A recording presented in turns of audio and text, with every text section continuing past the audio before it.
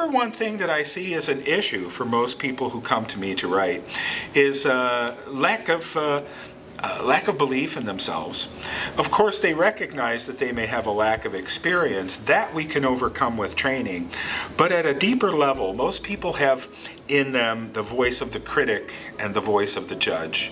The critic will come at us and want to criticize our writing. The judge is worse. The voice of the judge will say, "Who do you think you are to be a writer?"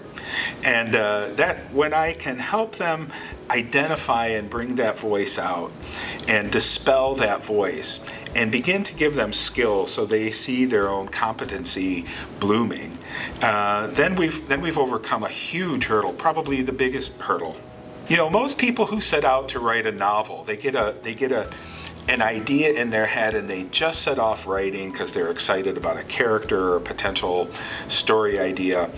But if they haven't done a certain amount of important planning, time and time again people will come to me and say, you know, I started writing and I just wrote off into the weeds and I have no idea where I'm going. So I teach people how to really structure a novel, how to understand your character, what their real motivation is. Your character has to be the drive shaft of a novel. And then how to structure a story so that stories tend to move in acts, and acts have to do with the character setting out and running into a first set of obstacles. And as soon as they think they've overcome that set of obstacles, there's another set. That's the energy of a novel, a character who is running into headwinds. And most people don't think about that. So in a class like that, I will take them through the basics of how do you really structure a novel, how do you understand and empower your character so that by the time they sit down to write, they have a great amount of energy and direction and know how to deliver from the idea in their head through to the last page. You know, the people who come to these workshops, they may just have the roughest idea in their head. They may have a great setting, they may have a great character, so they're just beginning. And they're kind of hazy about, well, I've got this idea, but I'm not sure what to do with it. So those people show up, and they should, because it will help them get focused and give them forward momentum.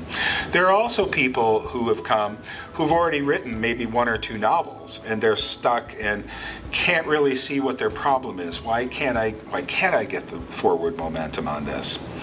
And then of course there are people, so the third person who might show up is a person who's got a novel in the works and just, as I said, feels like they ran out of gas and direction. So I've witnessed all 3 types of people come and walk out of the class and say, I know what to do now. I've had people come to me who have paid $50,000 and $60,000 for a master's in fine arts in writing and walk away after a day and say, nobody told me in my MFA class any of this basic stuff. I find that hard to believe, but I've heard it multiple times.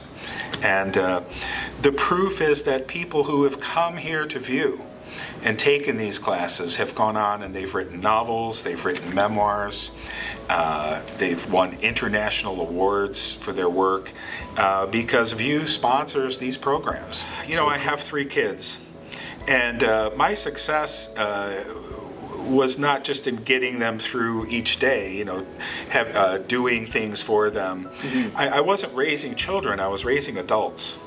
And I wanted to transfer the responsibilities of how to handle their own lives to them. And it's the same thing for me with authors.